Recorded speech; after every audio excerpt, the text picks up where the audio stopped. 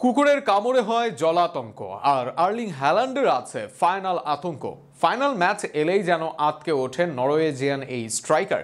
এখনো পর্যন্ত 7 ফাইনাল গেলেও গোল তো দূরে থাক, অ্যাসিস্টও করতে পারেননি তিনি। ফাইনাল দূরে থাক, সেমির মঞ্চেও গোল অ্যাসিস্ট করতে পারেননি এই স্ট্রাইকার। এমনকি নকআউটের বড় ম্যাচেও তার পারফরমেন্স যাচ্ছে তাই। তাই বলাই যায় আর্লিং হ্যালান্ড নয়, আর্লিং ছোট দল হ্যালান্ড।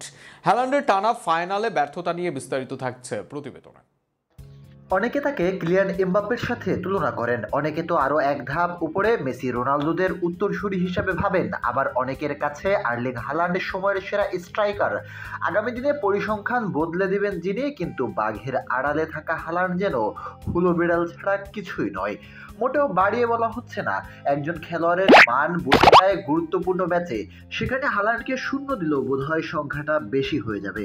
কোনো ডিফেন্ডারের তার থেকে সেমি ও ফাইনালের মঞ্চের গোল অবদান বেশি থাকে, কেননা এখন পর্যন্ত 12 সেমি ও ফাইনাল খেলা হ্যালান্ডের গোল অ্যাসিস্টের সংখ্যা ভারতীয় বিখ্যাত বিজ্ঞানী আর্যভট্টের আবিষ্কার করা সংখ্যা 0।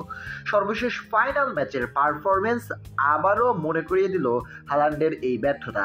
একসময় প্রায় নিলামে ওঠা ক্রিস্টাল প্যালেসের কাছে ফাইনালে হার বিশ্বের অন্যতম সেরা ক্লাব ম্যানচেস্টার সিটির। ক্যারিয়ারের বেশিরভাগ সময় দ্বিতীয় এবং তৃতীয় বিভাগ খেলা এজ বদলে দেন খেলার চিত্র।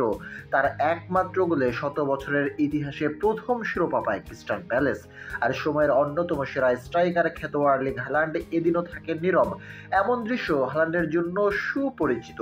ক্যারিয়ারে কখনোই সেমিফাইনালে গোল করেননি তিনি। ম্যানচেস্টার সিটির হয়ে চ্যাম্পিয়ন্স লিগে 2 বার, এফএ কাপের 1 বার সেমিতে নামেন হ্যালান্ড।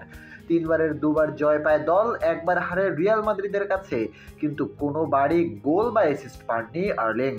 ক্যারিয়ারে মোট 7 ফাইনাল খেলেন হ্যালান্ড, 3 বার এফএ কাপ, 2 বার কমিউনিটি শিল্ড, 1 বার চ্যাম্পিয়ন্স লিগ, 1 বার সুপার কাপের ফাইনালে খেলেন ম্যানচেস্টার সিটির হয়ে।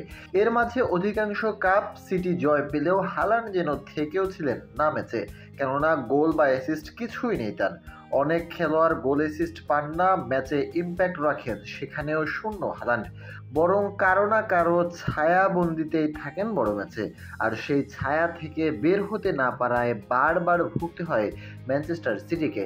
এমন একজন যেন ফাইনালের মঞ্চে দলের আশীর্বাদ না হয়ে যান গলার কাটাই।